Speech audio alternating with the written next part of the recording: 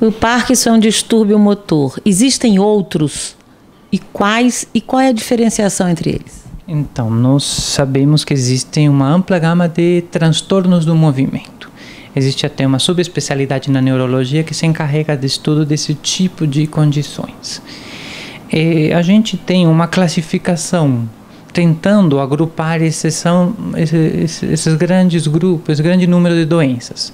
Nós chamamos as hipocinéticas e as hipercinéticas. As hipocinéticas seriam o quê? Então, as que diminuem os movimentos. Ali se encaixa a doença de Parkinson. Mas muitas pessoas perguntam, mas se eu tenho tremor, por que um hipocinético ou pouco movimento? Porque na verdade o tremor é uma pequena parte da doença de Parkinson. Ele de fato reclama mais da dificuldade da fluidez do movimento, dele se sentir travado e preso dentro do próprio corpo. O tremor, na verdade, não é o que incomoda mais as pessoas, nem o marco da doença, senão essa rigidez, esse alentecimento dos movimentos. Então, por isso que a doença de Parkinson seria classificada como hipocinética.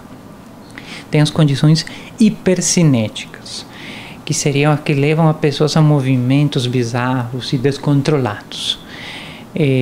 O marco das doenças hipercinéticas são os quadros coreicos.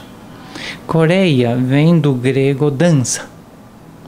Então, pacientes apresentam movimentos descontrolados como se estivessem dançando, descontroladamente.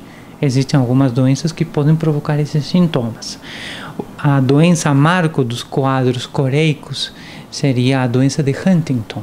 Também um quadro degenerativo com penetrância genética já estabelecida e conhecida, que leva a transtornos psiquiátricos, movimentos coreicos descontrolados e evolui com um quadro demencial.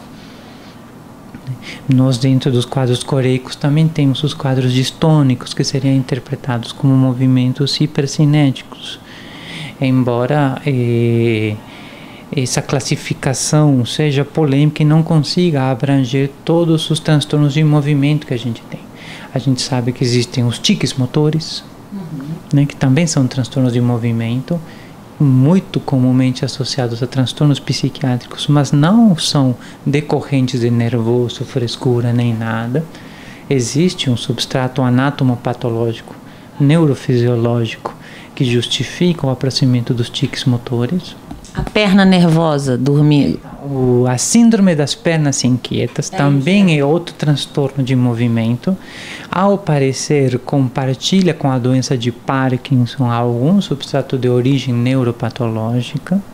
Tanto assim que um tratamento dopaminérgico similar ao utilizado na doença de Parkinson tem ótimos resultados na síndrome das pernas inquietas, né? Nós temos também esses quadros distônicos, né, que são contrações, cocontrações dos músculos agonistas e antagonistas, que fazem os movimentos alternados.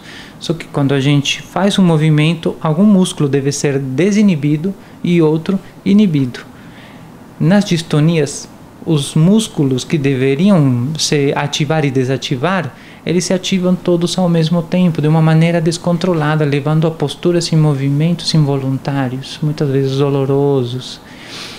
Então também é outro transtorno de movimento no qual a gente eventualmente pode ser útil.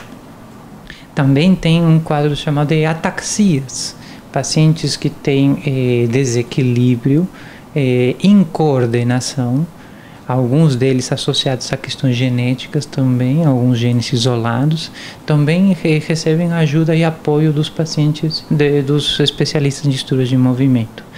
E vai embora, temos vários distúrbios de movimento.